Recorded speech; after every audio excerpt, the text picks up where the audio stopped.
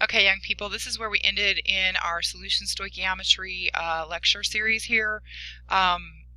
So we had been talking about electrolytes, strong versus weak, and we saw that strong electrolytes completely dissociate in water and weak electrolytes only partially dissociate. Only about 1% of them are dissociating. So the rest of the time are not even dissociating, only part of them do what they're supposed to do. So there's less dissociation for weak electrolytes, okay? There's also things called non-electrolytes. Okay, so strong electrolytes ionize completely. They conduct electricity. So we can see here that we have a picture of a strong electrolyte, and you can see the picture shows it lighting this light bulb pretty brightly. In fact, we know that strong electrolytes, because they completely ionize, have the ability to transfer electrons, which is what is necessary for electricity to flow. So as long as I have a source of electricity, that strong electrolyte is going to allow electrons to flow, causing that circuit to be completed and causing that light to light up. Okay? Strong electrolytes will do that. Weak electrolytes, on the other hand, do not ionize completely. They do conduct electricity, but very weakly. So if you look at this, you can see that it's lighting up the bulb, but it is not as bright as the last bulb. It's not nearly as bright as the last bulb was. So while they do ionize, while they do conduct electricity, it's not as good. So you do get a weak light instead of a strong light. But then we have things called non-electrolytes. And these are things that do not ionize. Okay, they do not conduct electricity. So we see that when we have something that dissolves in water that doesn't ionize, it will not light up the light bulb, as you can see over here. So this is solutions where dissolving has occurred, but the solute does not make an ion. So something like pure water does not ionize. Sugars, alcohols, antifreeze, starch, things that are soluble in water that will actually dissolve, but that will not break apart. They're soluble because they have a polarity to them, a slight polarity, and so they will dissolve in water with that polarity. But because they're not ionic, they will not break apart. And all of these things are examples of that. So we see sucrose. Sucrose is basically a fructose and a glucose molecule attached together, and we can see how that works. We see ethanol. Because they have these OH groups, see these OH groups in a couple places, they have slight polarity because they've got oxygen there. Same thing here, we've got an OH group here. These OH groups down here with the sugar here will cause us to have a slight polarity. And because of that slight polarity, we can dissolve in water. So Savant Arrhenius was the first to identify these properties of solutions. He correctly postulated that the electrical current depends upon the number of ions present. So if there are no ions present, there's no electrical current. A lot of ions present, a lot of electrical current. Few ions present, little electric current. So that's what we've been seeing. So solution calculations. Basically, we use this idea of molarity to help us calculate things. So molarity tells us a bunch of stuff. Chemical reactions, especially double replacement reactions, take place when we mix two solutions together. We know that the solids usually don't react together. So we have to be able to perform calculations. So you need to know the nature of the reactant, and I'm going to push myself up a little bit, I think, if I can here. There we go. I'm out of the way now. You can see more. Okay, the nature of reactants depends on the exact substance and whether it exists as ions or molecules in solution. So if it exists as ions, we can have more reaction. If it exists as molecules, it's a little harder. We also need to know the amount or the number of moles of the chemical present in order to figure out what happens. So molarity is our favorite unit of concentration because it tells us moles and it gives us volume. And so because of those two things, we have lots of information. Molarity is a concentration unit. So we can do it in a couple ways. You can see here that we can write it as NaCl in these square brackets. And that means that the concentration of NaCl is 0.75 moles per liter. Or we can write it like this, 0.75 molar NaCl. These two things are synonymous with each other. We used the second early in the semester, and we used the first one later in the semester when we're doing more with concentration work. So 0.75 moles of sodium chloride is contained in 1 liter solution. So we can use either one of those. we do not use the 22.4 liters in anything but gases. So molarity is necessary if we have solutions. You cannot use the 22.4. So as I said, we can either use the square brackets or we can use the unit M, capital M, molarity, to stand for the concentration. So calculate the molarity of a solution prepared by dissolving 11.5 grams of solid NaOH in enough water to make 1.5 liters of solution. So let's look at this. So I've got to get my pen here. I know that I have 11.5 grams of NaOH. I know the first thing that I need to do is to convert that to moles. To convert it to moles, I need to know the number of grams of NaOH in 1 mole of NaOH. Okay, I know Na is 22.99, H is 1.008, and O is 16. I see 8, 9, 9 point, that's 9. So 39.998. So I take 11.5 divided by 39.998, and I get that I have 2.88 moles of NaOH. Now to get the concentration, I know that I have 1.5 liters of solution. So I take this number and divide it by 1.5 liters, and I get 0.192 molar NaOH. That's the concentration of the solution. It's pretty simple. I take grams, I go to moles, and then I divide that by the volume of the solution that I have. Okay, let's try another one. Calculate the molarity of solution prepared by dissolving 1.56 grams of gaseous HCl in enough water to make 26.8 milliliters of solution. So the first thing I have to do is find the number of moles. HCl comes as a gas at first, and then it's bubbled in, and that's how we get it. We don't get it as a gas, we actually get it as a solution, because this is done as a manufacturing corporation. So I have 1.56 grams of HCl. Okay, I'm going to divide that by the number of grams of HCl in 1 mole of HCl.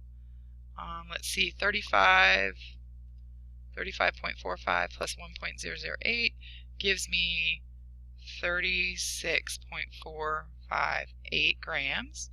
1.56 divided by 36.458, and I get 0.0428 moles of HCl. Okay, now how much volume did I have? I had 26.8 milliliters. So what I'm going to do, I'm going to divide it by that in liters. So that's 0.0268 liters. So I take that number that I just had, 0.0268, and I take 0.0428 moles and divide it by 0.0268, and I get that I have a concentration of hydrochloric acid of 1.60 molar HCl. Okay? So not too hard. Remember, grams go to moles. Moles are then divided by the total number of liters that you have in your solution. All right, give the concentration of each type of ion in the following solutions. Okay, ladies and gentlemen, this is not hard. What do we know? We know that there are 0.50 moles, okay, of solution. But if we look at our formula, what do we know? There's 1 mole of CO2 plus and 2 moles of the NO3, 2 minus. Okay, so I know that the concentration of CO has the same concentration, right? CO's concentration is 0.50 molar. What do I know about the NO2? Well, I've got to double it, so I'm going to have to multiply the moles by 2.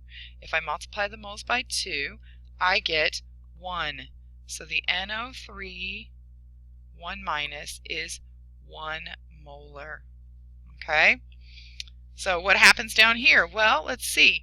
I have 1 mole per liter.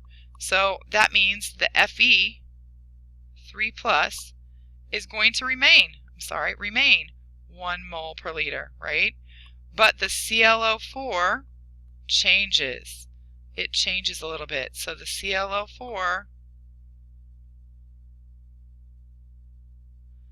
is going to be 3 times that, or 3 molar. Okay, so I'm looking at the formula, and I'm looking at the molar relationships in the formula. Remember, that formula tells me 1 mole of that formula contains 1 mole of Fe and 3 moles of the ClO4. So again, not hard either, just using the things that we know about these items. Okay. Always remember and never forget, concentration times volume is equal to moles, or the number of moles is equal to molarity times liters of solution. So this is what we're actually using in our calculations.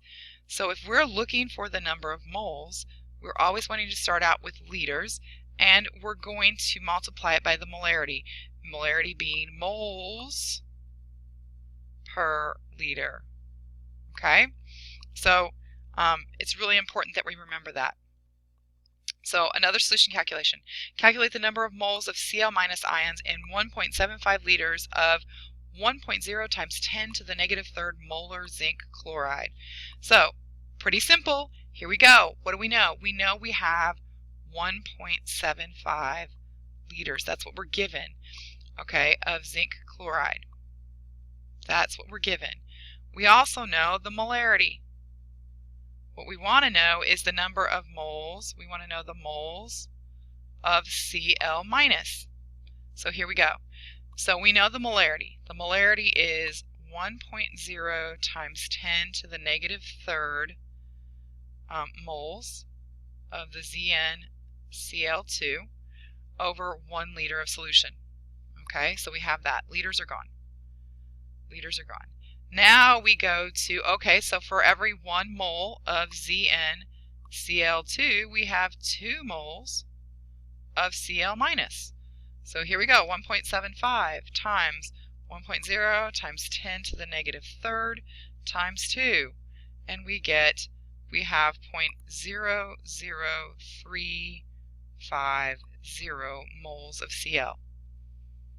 Okay, so we always are starting with the volume, and we use the molarity as a conversion factor. Okay? So let's try another one.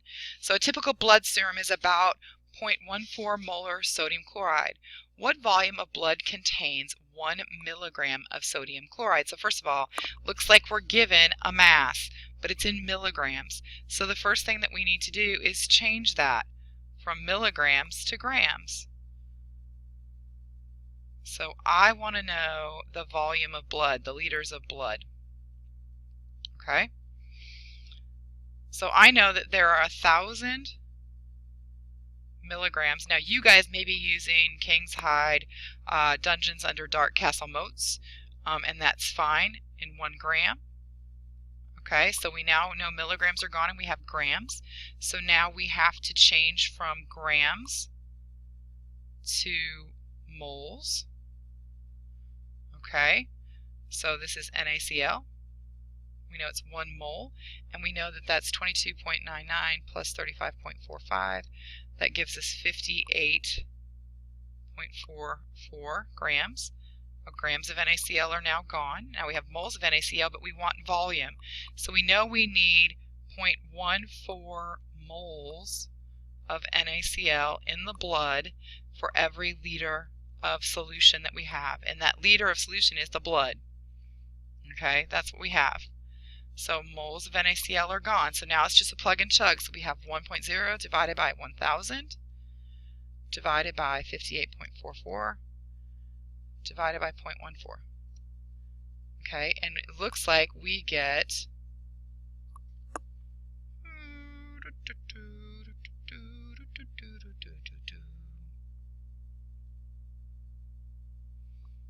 so we get 1.22 times 10 to the negative 4th liters. So if we want to change that to milliliters, we know that we can move it let's see, that would be 1,220 milliliters. No, that's not right. I'm sorry. Let me go back because I forgot that we were in scientific notation. So we know that we have sorry, I haven't got my pen back.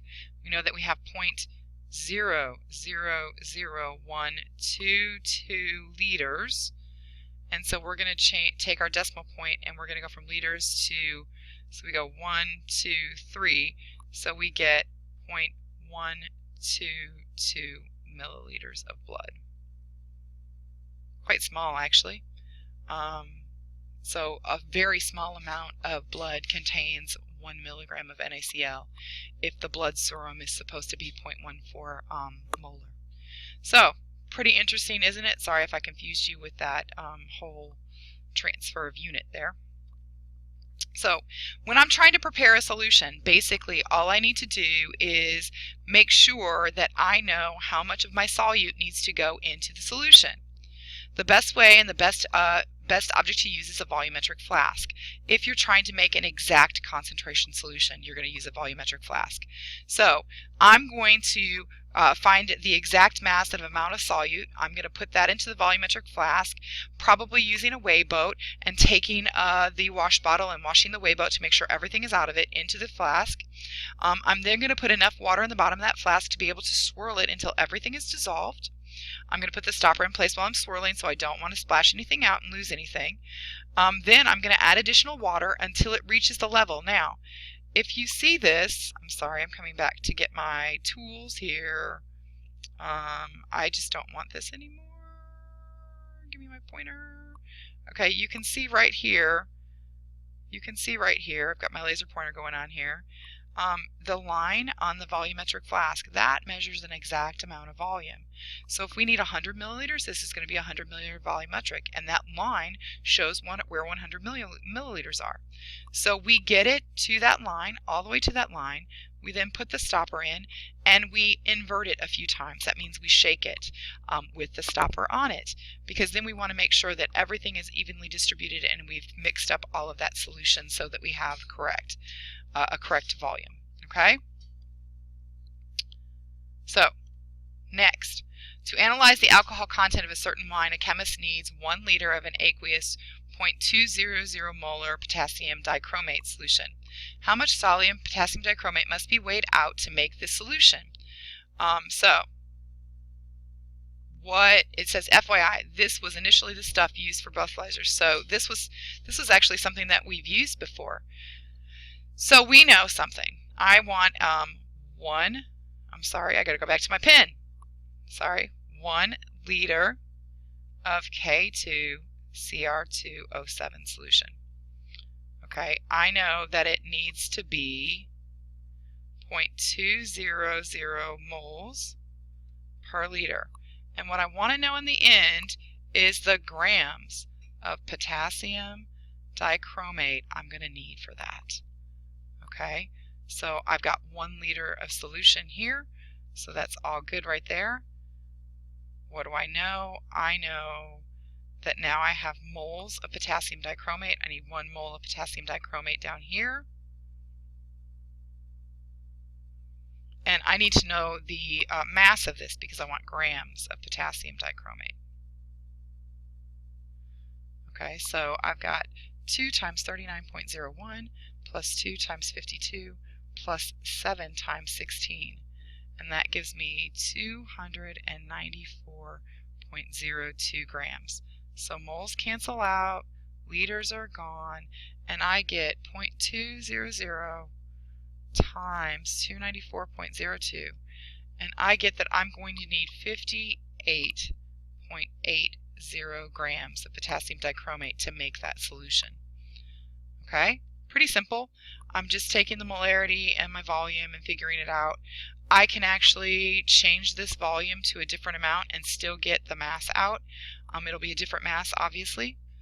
So if I wanted to dilute a solution, so let's say I already have a solution, how do I know to dilute it? Well, I use a formula. Here's the formula that I use. M1V1 is equal to M2V2. or the stock solution, and the volume of the stock solution is equal to the volume of the diluted solution and the molarity of the diluted solution. So this is what I use. I will know 3 of these things, and I want to know 1 of them. So let's see if we have a problem. Okay, to do this, we use a pipette. Now, we don't use the disposable pipettes like you're used to. We use a transfer pipette, and you'll be practicing this next week because we're going to be starting another lab. We're going to be using probably a graduated pipette or a volumetric pipette. So graduated just means this one is the graduated one right there. The graduated one, you see it has the marks like graduations, and you can measure different amounts with the graduated pipette. Volumetric pipettes are very much like a volumetric flask. There's only one measurement that can happen because there's only one mark. And so it measures a very specific volume.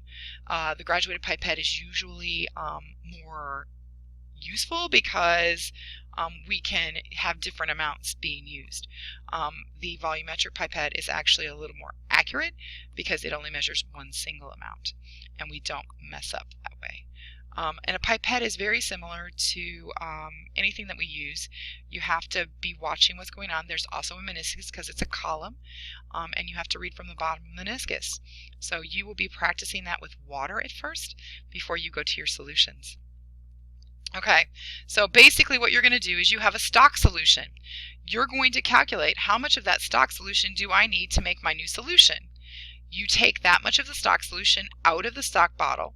You transfer that into a new volumetric flask.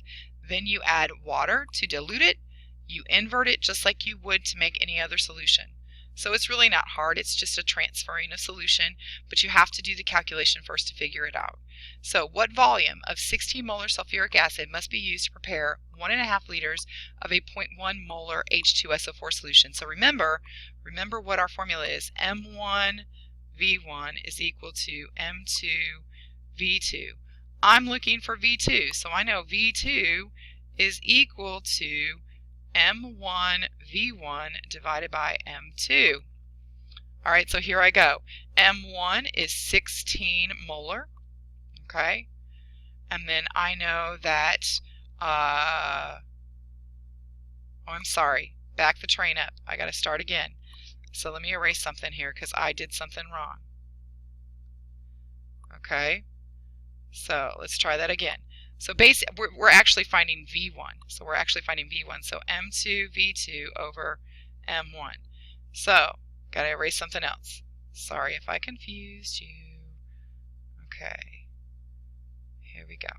So now we're going to try this again. So I want to know V1. So I have M2. I have 0.1 molar solution, and I want 1.5 liters of that solution. And I know that I had 16 molar stock. So I do this calculation. 0.1 times 1.5 divided by 16 gives me 0.0094 liters. Well, that means, if I take it backwards, 9.4 milliliters.